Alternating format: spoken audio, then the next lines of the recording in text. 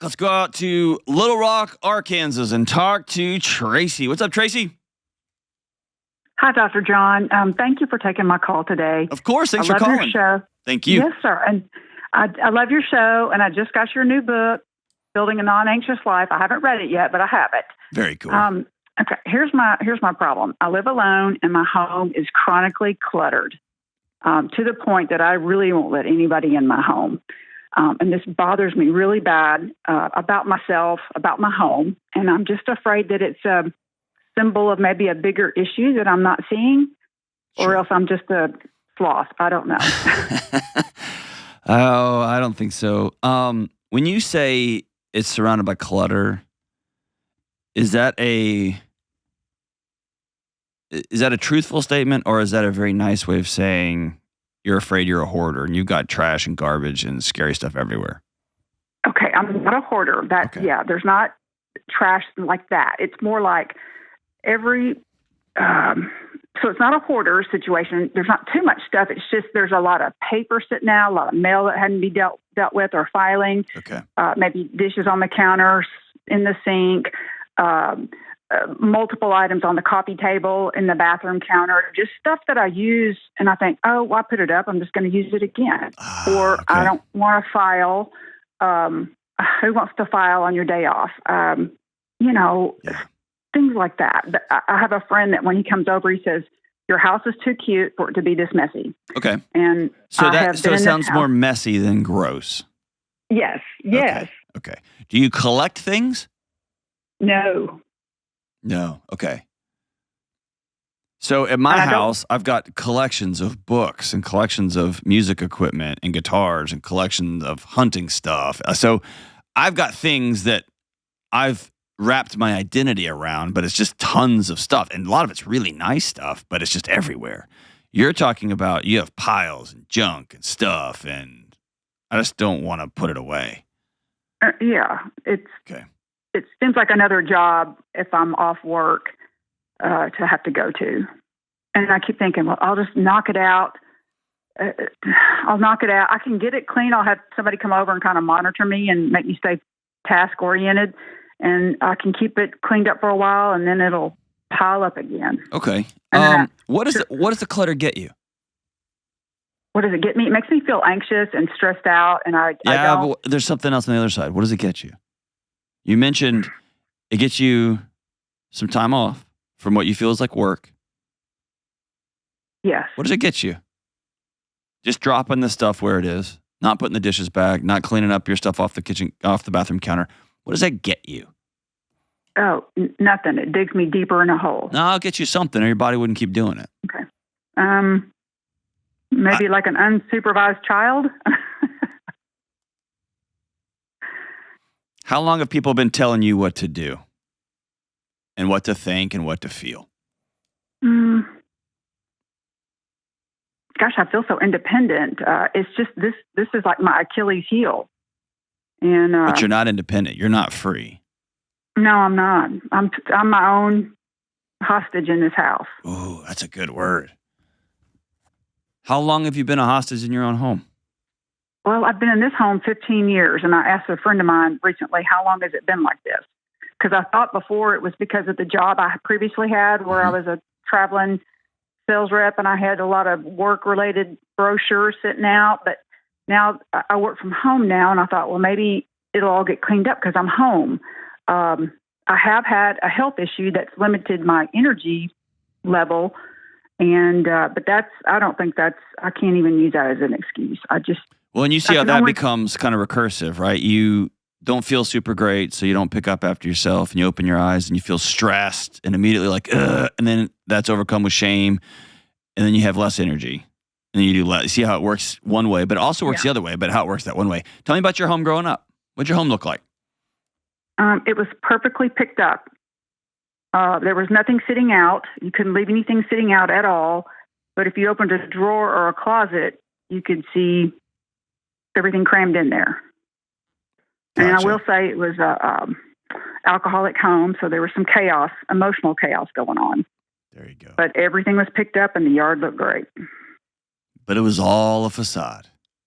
Yes, sir. Just like your smile was as a little girl going to school. Yeah. Yes, sir. Just like you're probably a damn good saleswoman. I did okay. Yeah, you did. And nobody knew. Right. What do you do now? I'm inside sales. What does that mean? Well, I work out of my home now, but I'm still got a sales position, so I pretty much work over the phone or the computer instead of traveling. Pretty good at it? Yes. Oh, I'm okay. I'm all right. I ended up with a couple of health issues that kept me from, I don't have the energy level to travel like I did. Okay.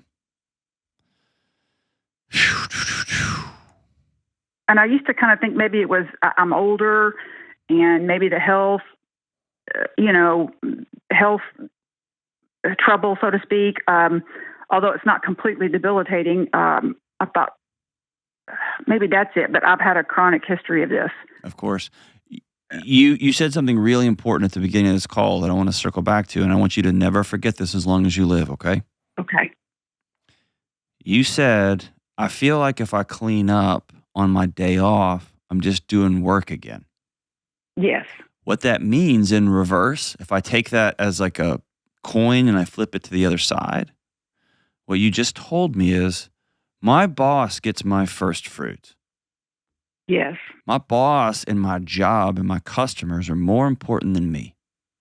Oh, wow. It's my job to make sure everybody else is taken care of, and I'm not even worth picking up the garbage. That's it. And you know what? Sense. You grew up in the home of an alcoholic. You've been doing this your whole freaking life. Yes, sir. You got it. That's it. Wow. And listen, you have to flip that around and say, I can only serve my boss and my customers and my family and my kids and my friend if and only if I'm whole and okay. And so the investment proposition isn't that everybody gets stuff in their account and you'll just spend whatever's left. The investment proposition is I have to make sure my account is full so that I can go take care of everybody else. Okay. Are you a Christian? Yes, sir. There's a reason Jesus pulled away and went and sat in the desert and prayed so that he was anchored in and he could rappel off the edge and go be what everybody else needed. Uh-huh. And you're doing it the opposite. You're right. Wow. I knew I couldn't see it, but you put it into perspective for me. Here's the hard part. It's hard to reverse this. And the cool part is it's super doable. Okay. All right. I'm going to walk you through a couple of things that I think will help immensely. Is that cool? I'm ready. Yes, all sir. Right. I'm ready. I want you to, are you creative, crafty? Not really, but. Do you have a friend who is? I could, yes, yep. All right. I want you to get a friend, and I want you to pay him $25 or $50 or something to make you a sign. Get one of your buddies who's like one of those woodworker nerds who knows how to woodwork everything, and they're great at it. Get one of those friends, okay? And I want them to make you a sign that says, don't forget to remember. Okay. And I want you to hang that sign up in your living room right when you walk in the door. Okay. I also want you to get that and write it on a piece of paper or something, or have a small sign that you hang from your rearview mirror or put it in your car. Okay. This was step one for me changing my life. Okay. Here's why. In the moment, when I'm starting to walk in with a handful of like a wrapper from some food I just ate and a whole bunch of books and the mail and my backpack full of junk, I drop it down. And then I go to the sink and I grab something to eat and I just drop the dish in there. And I literally don't see it right then. Yes. Okay? I'm just going from thing to thing to thing and I'm tired. I just want to sit down.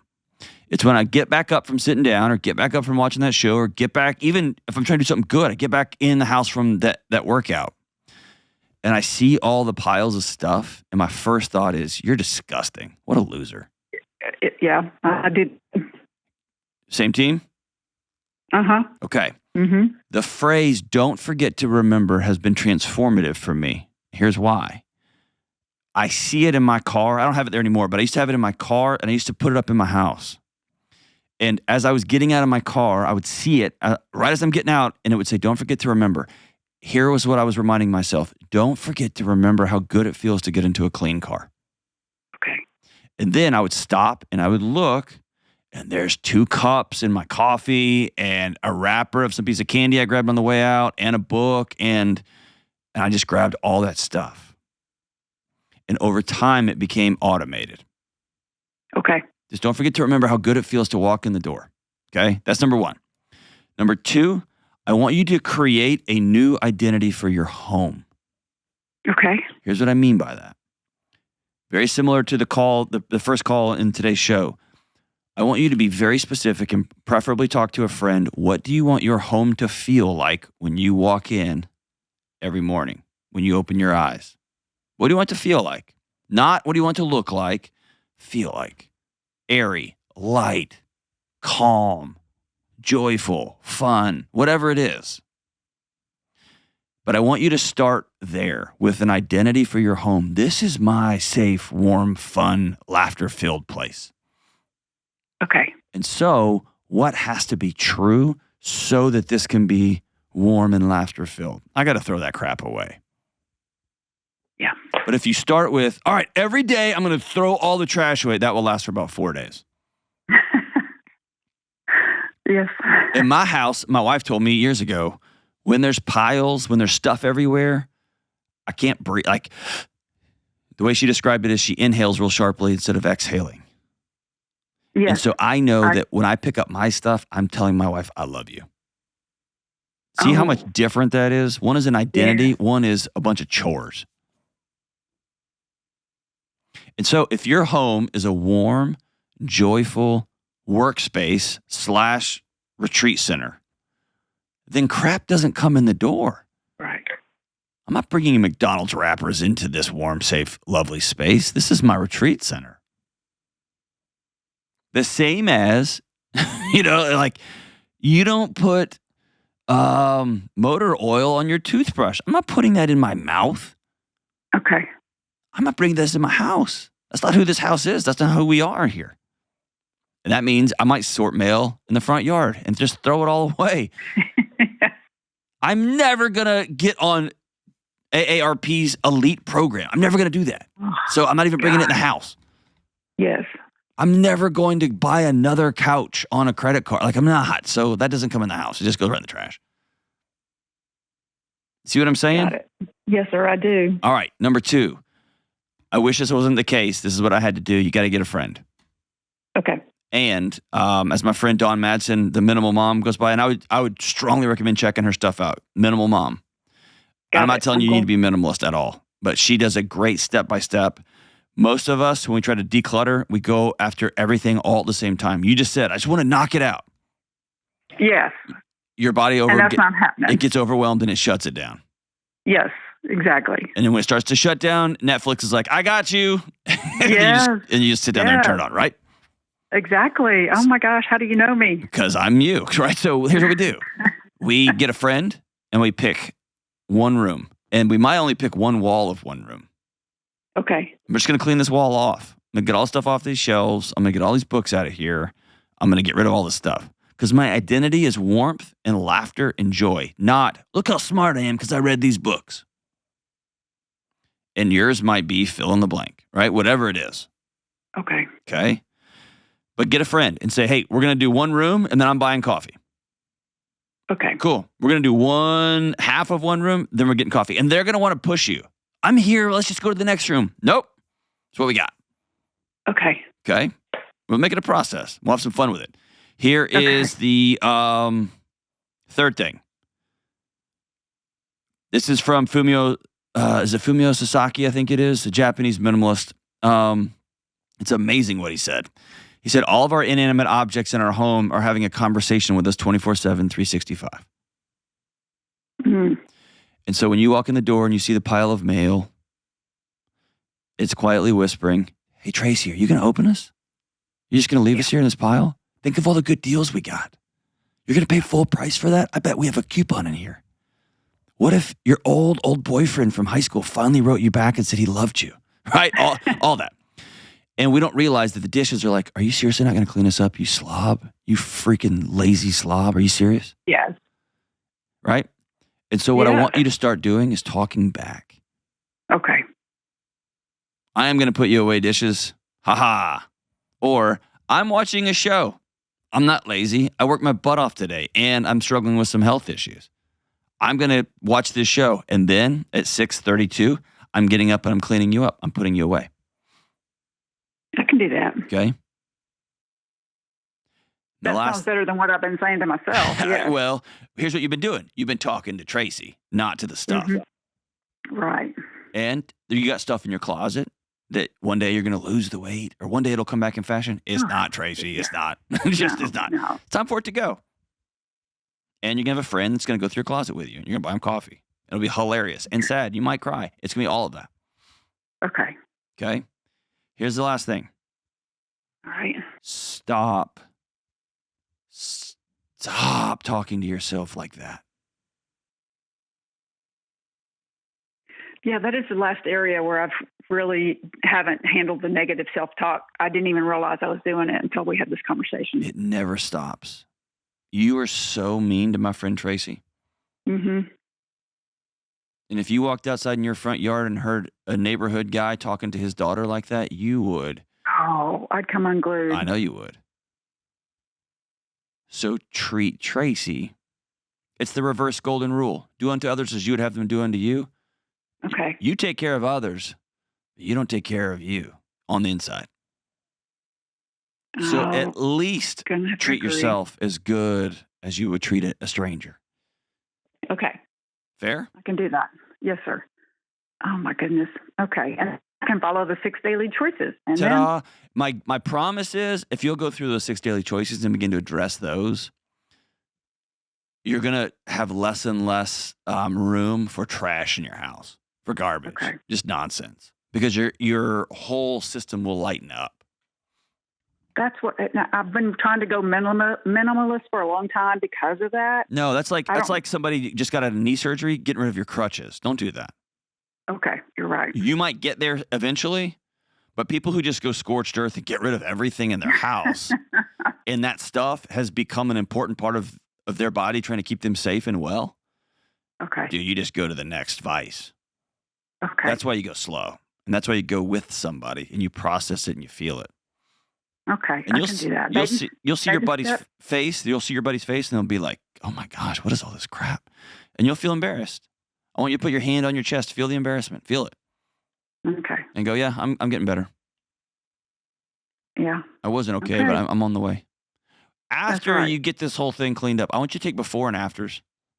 Okay. Will you send them to me? Yes. I'll be so happy.